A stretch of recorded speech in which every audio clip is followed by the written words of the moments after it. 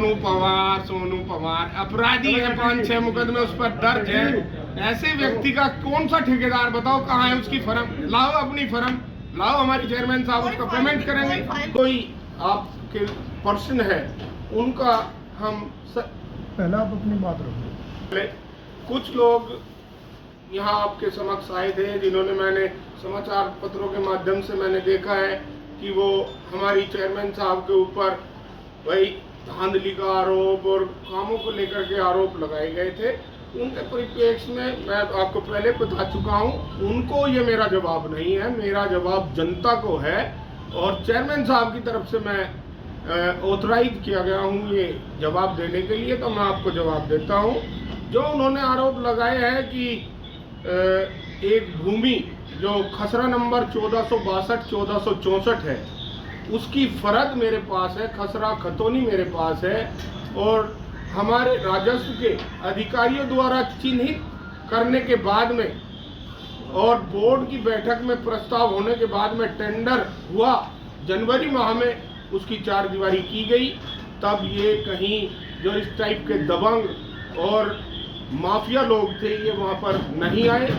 लेकिन उसके बाद पुनः समाचार पत्रों के माध्यम से जो टेंडर निकाले गए उसमें एक निर्माण कार्य के जो टेंडर थे वो निकाले गए। उसके बाद निर्माण शुरू हुआ तो तब 7 महीने बाद जाकर कुंभकर्ण की नींद ये लोग जागे और जाकर के वहाँ पर हमारे जो कर्मचारी थे, जो मिस्त्री मजदूर वहाँ लगे हुए थे, उनके साथ अभद्र भाषा का गाली गलौज करते हुए मारपीट की इन लोगों ने। उसके परिप्रेक्ष्य में माननीय हमारे डीएम साहब के आदेश पर इन अपराधियों के खिलाफ ईओ ने मुकदमा दर्ज कराया और आपराधिक सुसंगत धाराओं में माननीय कप्तान साहब द्वारा वो मुकदमा दर्ज किया गया। कौन है ये अपराधी?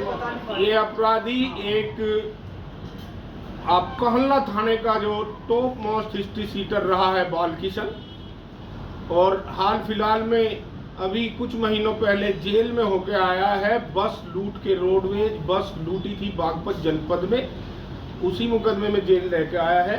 और कांडला थाने की जो अभी तो मुझे मालूम नहीं नियरेस्ट तो, लेकिन पहले मैंने कई बार थाने में आना जाना होता था सिफारिशों के लिए आमजन के, तो उसमें मैंने कई बार शिलापट पे नाम पढ़कर देखा है तो ये टॉप 10 की सूची में भी ये व्यक्ति शामिल था।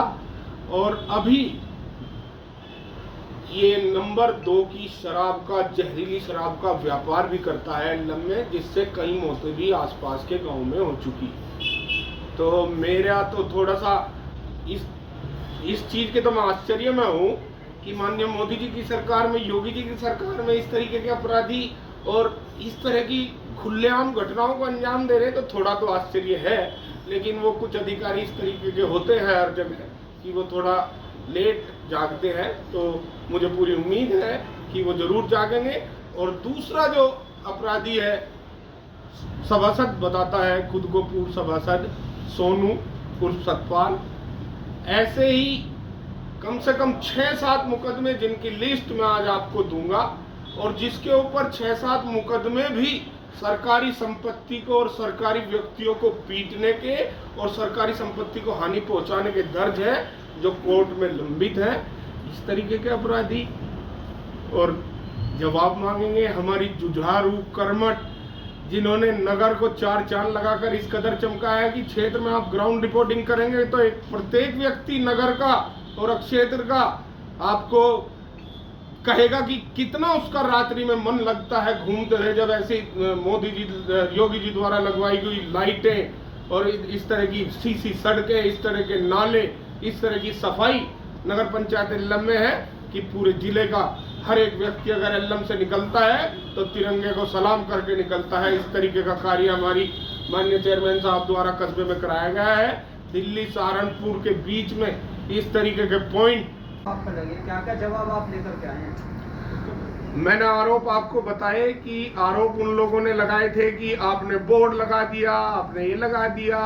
तो एक तो मैंने आपको बताया खसरा नंबर 1462-1464 वो बिल्कुल आप सही कह रहे हैं सर, 302 का मुकदमा है, लेकिन मैं आपकी जानकारी के लिए बता दूं, ना तो मेरा किसी तहरीर में नाम था, ना किसी एफआईआर में नाम था।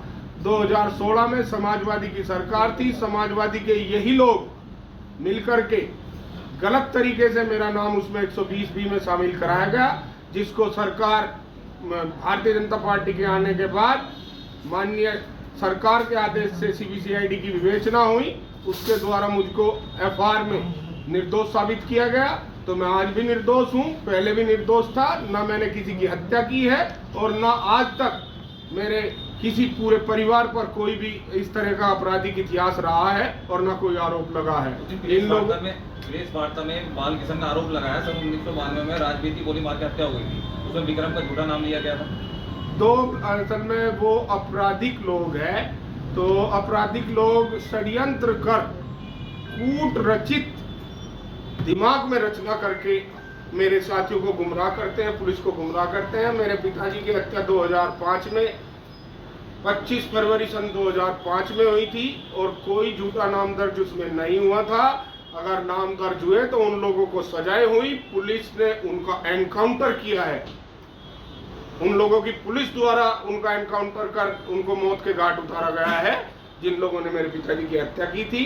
और एक दो लोग बचे हैं, शायद कोर्ट उन पर अपना संज्ञान ले तो उनका भी इलाज अदालत करेगी। साहब ये पुरानी रंजिश आपकी चली आ रही है, यही ये पुरानी रंजिश के तहत ही, क्योंकि आप सब लोगों के संज्ञान में है, अगर मेरे बुजुर्ग पत्रकार साथी मेरे यहाँ होंगे तो उनके जानकारी में है, अगर जानकारी में नहीं है तो मैं डॉक्यूमेंट के माध्यम से किस तरीके से किन लोगों द्वारा मेरे पिताजी की हत्या की गई थी और किस तरीके से मेरे ऊपर भी हमला किया गया था, उस तरीके के सारे मेरे पास रिकॉर्ड है, एफआईआर भी है, फोटो है, हर चीज जिस चीज की माननीय जनता को जरूरत होगी वो मैं साक्ष्य के रूप में पेश कर दूं। मेरे पिताजी की किस तरीके से गोलियों से भूनकर हत्या कर दी थी।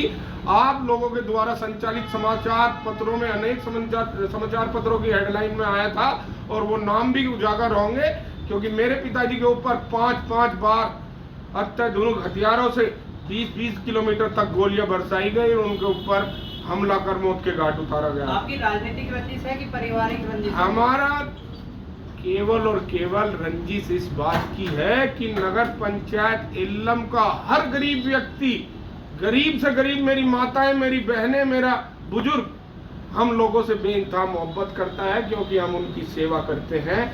और इसी क्रम में 4 पीढ़ियों से, मेरे दादा परदादा के जमाने से गांव की जिम्मेदारी उन लोगों द्वारा हमें सौंपी जाती है समय समय पर, और हम उनका पूरी निष्ठा और पूरी ईमानदारी के साथ सच्ची भावनाओं से सेवा करके उनके प्रति अपना सम्मान प्रकट करते हैं। यही हम लोगों की उन लोगों से रंजिश है। अच्छा, ये भी है कि आप जो है चेयरमैन जो है उनकी कुर्सी पर बैठते, आप खुद जो है नहीं, ये तो अनगणन आरोप मैंने बताया कि जो लोग अपराधी हैं स्वयं में, वो पहले तो किसी के ऊपर आरोप लगाने के लिए खुद में सफिशिएंट नहीं है। अगर जनता ये बात मुझसे पूछे तो जनता का जवाब के रूप में मैं आपको कहूँगा कि मेरी पत्नी वहाँ चेयरमैन है, इसके बगल में मेरी कुर्सी रहती है, उस पर बैठकर मैं जो ये मुझे आदेश देंगी और जो जनता की भलाई के लिए जो कोई काम होगा मैं उसको इसी तरीके से करता रहूँगा और करता ही रहूँगा। 2021 में आप पर हमला हुआ था जी, जिसमें आपने है ना बाल किशन का टेस्ट भी करवाया था, फोन और नाम भी लिखवाया था उसमें जी। उसमें क्या कहना है?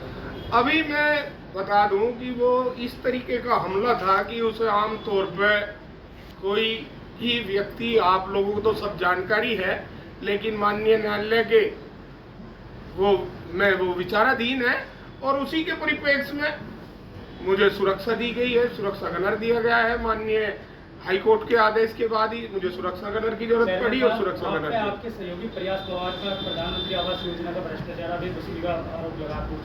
अच्छा, वो तो मैं आपको पहले भी बता चुका, जनता का कोई भी आदमी, कोई भी व्यक्ति आकर माननीय डीएम साहब के समक्ष, माननीय एसडीएम साहब के समक्ष और माननीय चेयरमैन साहब के समक्ष अपनी समस्या रखेगा तो उसका निस्तारण होगा। ऐसे किसी बगैर तथ्य के कोई आरोप लगाना सबके लिए आसान है, और ख़ास तौर पर समाजवादी के लोग जो भारतीय जनता पार्टी के संवैधानिक पदों के ऊपर बैठे हुए लोग हैं, उन पर इस तरीके के आरोप लगाते रहते हैं। उनका कोई औचित्य नहीं है, ना उनका कोई जवाब हो सकता है इस तरह ये बागपत रोड, जब बागपत बता रही हैं, दीपा पवार कह रही हैं कि आपने वो अपना पोस्टर लगवाया है, वो बागपत रोड पर लगवाया, हाईवे पे, वो क्या, उसमें क्या कहना है? देखो, भारतीय जनता पार्टी के अनेकों कार्यकर्ता हैं, और मैं भारतीय जनता पार्टी का पिछले 32 सालों से भारतीय जनता पार्टी की सेवा करता हूं, तो एक मेरी थोड़ी पहचान एक भारतीय जनता पार्टी के नेता के रूप में भी क्षेत्र में और गांव में है, नगर में है। तो इसी परिप्रेक्ष्य में किसी मेरे समर्थक ने अगर ऐसा कोई खुशी में फोटो लगा दिया तो उसका क्या वो करें हम।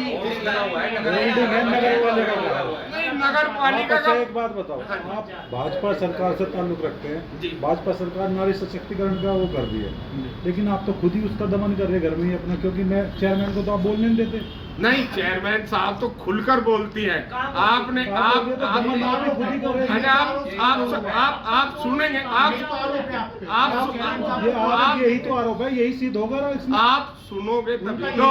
आपने जो भी सवाल जवाब मेरे से किए, मैं उनका जवाब देता हूँ। अगर आप चेयरमैन साहब से सवाल जवाब करेंगे तो आपके सामने है, आप सवाल जवाब करेंगे, कोई कैसे रोक देगा? अगर नारी को हम दबाते तो नारी चुनाव थोड़ी लड़ती, नारी जीतती। आप हमारे बीच में हमारी चेयरमैन साहिब आए, आप जो भी इनसे सवाल पूछना चाहते हैं वो आपके सवाल का जवाब देंगे।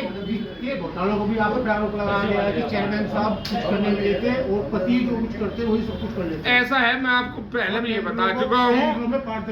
मैं ये कह रहा, आपके समाचार पत्रों के माध्यम से टेंडर प्रक्रिया होती है, वो आपके समाचार मेरे जो सम्मानित समाचार पत्र है उनके माध्यम से वो प्रक्रिया होती है। उसमें कोई भी व्यक्ति माननीय योगी जी की सरकार में इस तरह का आरोप लगाता है तो वो निहायत ही गलत है, और उसका मैं खंडन करता हूं, क्योंकि हर एक कार्य जो भी होता है वो प्रशासनिक शासनिक देखरेख में होता है। उसकी जेई जांच करता है, उसकी एई जांच करता है, उसकी गुणवत्ता की। उसे ऐसे ही कोई अनपढ़ आदमी आकर हमारे बीच में, आपके बीच में कह दे कि वो तो खराब है, तो उसका बाकायदा प्रमाण पत्र फाइल में लगता है, और तब उसकी जांच नगर पंचायत द्वारा बनाए गए। नहीं, उसमें अगर हमारा फोटो किसी समर्थक ने लगा दिया तो उसको हम समर्थक कहाँ से आ गया? सरकार समर्थक है। जिला पंचायत के बोर्ड पर समर्थक कैसे लगा सकता है? सरकारी पैसे से कोई फोटो नहीं लगा। सरकारी पे उस पर तो लगा है ना, सरकारी समर्थक कैसे लगा देगा? अगर अरविंद सिंगल चेयरमैन है तो अपने तो पोस्टर लगाएगा या कि किसी और का लगाएगा? एक मिनट, आपकी बात से सहमत है। अगर किसी को आपत्ति है इस चीज की तो उसमें सुधार किया जाएगा। ये हो जाएगा। अच्छा चेयरमैन साहब, एक सवाल है आपसे मेरा। सरकारी पैसे से कोई फोटो नहीं, वो किसी ने सरकारी स्थल पे क्या अपने पति का फोटो लगा सकते हो? नहीं, सरकारी पोल में फोटो जरूर है, पर वो सरकारी पैसे से नहीं लगाया। आप लगा सकते हो या नहीं लगा सकते? आप ये बता दो। कहाँ से हो गया भैया? गांव तो है ना हमारा। गांव तुम्हारा जब है, जब आप आम आदमी, आप चेयरमैन हो, आप जनता के सेवक हो, आप सरकारी पैसे से बोर्ड बनवा रहे, स्वागत गेट बनवा रहे, उस पर लगा सकते हो या नहीं लगा सकते? सरकारी पैसे से कोई फोटो नहीं लगा हुआ है। बोर्ड सरकारी पैसे से नहीं लगा स्वागत। सरकारी है ना? वोट सरकारी है, फोटो कोई फोटो के लिए कोई पैसा नहीं है, तो फोटो कैसे सरकारी नहीं अरे किसी में यहाँ सारे को भाई एक बात तो बताओ, कोई हमारा कोई भी किसी पार्टी का नेता आता है, उसके स्वागत में कोई ना कोई अगर सरकारी बोर्ड पर अपना बैनर लगा दे तो वो सरकारी आप बात को सही जवाब दो। आप इधर उधर की ना घुमाओ, आप सही को सही जवाब दो। सही तो सही दे दिया। आप सरकारी बोर्ड बनवा रहे, उस पर क्या आप प्राइवेट आदमी का फोटो लगा? सरकारी बोर्ड सरकार फोटो लगाने का काम किसी समर्थक द्वारा कर दिया गया, और उसमें अगर सुधार करने की आवश्यकता है तो सुधार कर दे। तो कल कोई विधानसभा में अपने निजी बजट से फोटो लगवा देगा। हाँ, कमीशन, ठेकेदार की कमीशन द्वारा आपको गाड़ी दी गई है MSDI से, ट्रेडिंग कंपनी से, उसमें क्या कहेंगे आप? 56, आपकी गाड़ी का नंबर है 5666 वाला, उसमें क्या कहेंगे? आजा एक मिनट में सुन। हमारे 20 साल पुराने किसी से ताल्लुक है, वो ठेकेदार बन गया हो कहीं, तो उससे हमारा क्या ताल्लुक है? हम ना किसी से गाड़ी मांग के नहीं चला सकते। अगर हमारी जान को खतरा है तो कोर्ट हमें सुरक्षा दे रहा है। जान को खतरा है तो हम ठेकेदार की गाड़ी मांग अपने के किसी भी चलाएंगे आप? परिचित से गाड़ी मांग के चला ठेकेदार की सकते हैं गाड़ी हम। मांग के ऐसा चलाएंगे कोई किसी की पाबंदी थोड़ी है, हम किसी से उधार लेके भी गाड़ी नहीं चला चेयरमैन साहब सकते। ठेकेदार की आप किराए पे चला रहे हैं, कैसे चला रहे हैं? लेट किया आपने? नहीं, हम तो आप भाई कह रहे हैं ना इस बात को? हम अगर किराए पे लेने की जरूरत होगी किराए पे लेके चलाओगे। एक गाड़ी का मुद्दा नहीं, मैं तो अनेकों गाड़ियां रखता हूँ और मेरे सभी रिश्तेदारों की सभी मिलने के पास बड़ी बड़ी गाड़ियां हैं। मैं सबकी बड़ी बड़ी गाड़ियां इस्तेमाल करता हूँ। मेरे पे कोई पाबंदी थोड़ा है, इस चीज का भी मैं जवाब दूंगा। पवार के परिवार वालों का भी कोई आपराधिक इतिहास है? अरे किसी ने और आपको बताया कोई कि है? ऐसा पूछो मेरे पत्रकार साथी कि कोई व्यक्ति ऐसा है क्या जिस पर आरोप नहीं है? सभी आरोपी हैं, सभी पर मुकदमे दर्ज हैं। पूर्व चेयरमैन की क्या? हाँ, पूर्व चेयरमैन पर भी आपराधिक है। उसी के परिप्रेक्ष्य में मैं आपको बता रहा, मेरे ऊपर हमला हुआ था, इसमें इस पूर्व चेयरमैन का नाम है और वो माननीय हाईकोर्ट के संज्ञान में है। उसी परिप्रेक्ष्य में मुझे सुरक्षा मिली हुई है। और अब भी ये लोग ये ताना बाना, ये पंचायत कर करके, अपराधियों की पंचायत, यहाँ पत्रकार वार्ता करने के बाद भी इन लोगों ने संयुक्त होकर सभी 10-5 अपराधियों ने एक मीटिंग की जिसमें मेरी हत्या की साजिश रची गई और उसी के तहत मैंने माननीय सबूत है चेयरमैन साहब आपके पास? अपने एसपी साहब को अवगत करा दी।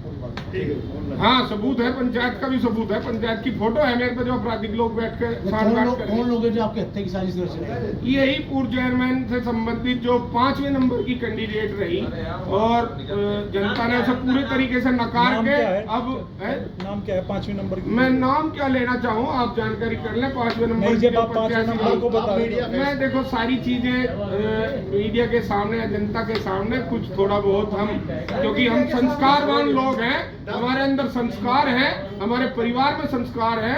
अगर किसी में संस्कार नहीं है तो वो इस तरीके की भाषा का इस्तेमाल करता है। हम लोग बगैर तो संस्कार के आदमी इसकी नहीं। जब आपकी जान को खतरा है चेयरमैन साहब, आपने पुलिस को शिकायत करी इसकी पुलिस प्राथमिकता? को शिकायत कर चुके, डीएम साहब को, कप्तान साहब को बता चुके कि इस तरीके के अपराधियों का बहुत ही जल्द आप इनका सफाया करें ताकि आम जन और हम जैसे जो देश की सेवा, ग्राम की सेवा, अपने नगर की सेवा कर रहे हैं उनको आप सुरक्षा दें और उनको सुरक्षित जीवन शैली वो अपनी जी सके। ये माननीय योगी जी का, माननीय मोदी जी का एक सपना है। सोनू पवार अपराधी है, 5-6 मुकदमे उस पर दर्ज है। ऐसे व्यक्ति का कौन सा ठेकेदार बताओ कहाँ है उसकी फर्म? लाओ अपनी फर्म लाओ, हमारे चेयरमैन साहब उसका पेमेंट करेंगे। कोई फर्म नहीं है। ऐसे चोर अपने स्वयं को अपना ठेकेदार बताते हैं। ये तो गुंडागर्दी के ठेकेदार है और इनका जवाब उत्तर प्रदेश पुलिस देगी। दिखा दो उसके नाम से कोई टेंडर दिखा दो, तब बात ठीक है। प्रेस वार्ता तो अपराधियों का खुलासा करना ही था। जो 2-4 दिन पहले कुछ अपराधी यहाँ बैठ करके प्रेस के सामने कुछ कूट रचित दस्तावेज सहित प्रेस के सामने आए, तो उनका खुलासा करना और जनता के प्रति जो एक जनप्रतिनिधि की हमारी चेयरमैन साहब आई हुई हैं, जो एक जवाबदेही है जनता तक अपनी सही बातों को पहुंचाना, सरकार की योजनाओं को पहुंचाना, उनका लाभ प्रत्येक व्यक्ति को देना ही आज की प्रेस का मुख्य कारण। आपने बताया कि आपकी हत्या की साजिश लोगों द्वारा, क्या मामला है? क्योंकि 2005 में मेरे पिताजी चेयरमैन थे, तत्कालीन चेयरमैन, और इन्हीं लोगों द्वारा, इनके पारिवारिक लोगों द्वारा इसी तरीके के षड्यंत्र करके मेरे पिताजी की सरेआम गोलियों से भून के हत्या कर दी थी। जिनका जो अपराधी थे, इनके पारिवारिक, पुलिस ने 50-50 हज़ार रुपये के इनामी थे, उनका एनकाउंटर किया, उनको पुलिस ने मारा, न्यायालय ने सजा दी। तो इसी परिप्रेक्ष्य में अब ये लोग दोबारा से, क्योंकि हताशा इस कारण इन लोगों के अंदर समा गई है कि नगर की जनता ने इनको 5वें पायदान पर पहुंचा दिया है और हमारी माननीय चेयरमैन साहब ने उनका जमानत जब्त की है। उन लोग अपनी जमानत भी नहीं बचा सके। तो उसी परिप्रेक्ष्य में हताश होकर आदमी दूसरे को, जिस तरीके से मेरे पिताजी के साथ घटना की थी, अब ये लोग मेरे साथ वही घटना को अंजाम देने के लिए आतुर है। वो समाजवादी पार्टी के लोग हैं, वही विचारधारा है। उस समय भी वो समाजवादी में थे, आज भी वो समाजवादी में है।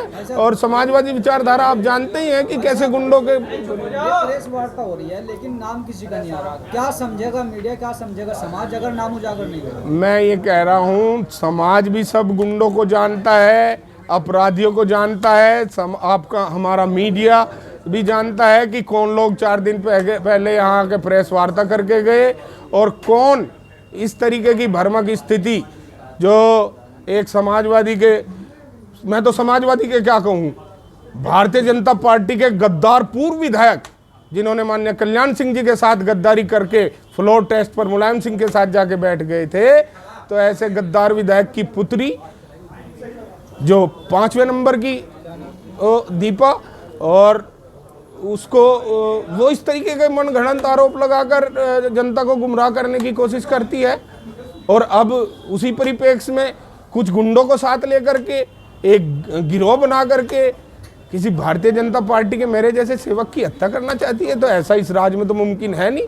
मेरा तो आप लोगों के माध्यम से उन्हें चैलेंज है कि अगर आप यूपी पुलिस से बच सको तो आप बच लो, अपनी जान बचा लो।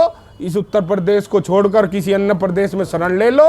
यहाँ रहोगे तो माननीय योगी जी और हमारी उत्तर प्रदेश पुलिस आपको बख्शने वाली नहीं है। बहुत ही जल्द आप लोगों का टिकट कट जाएगा अगर इस तरीके की घटनाओं में आप शामिल रहेंगे। आप पे जो है भ्रष्टाचार के निर्माण कार्यों में भ्रष्टाचार करने, भूमि कब्जा करने के आरोप आप पर लगाए गए हैं, इसमें क्या कहना है आपका? ये तो निरंतर वहाँ आप ग्राउंड रिपोर्टिंग भी कर सकते हैं। और अब से 3 साल पहले नगर पंचायत की क्या हालत थी और जब से हमारी चेयरमैन साहब वहाँ की कुर्सी पर आसीन हुई हैं उसके बाद की आप हालात की जानकारी ले लो।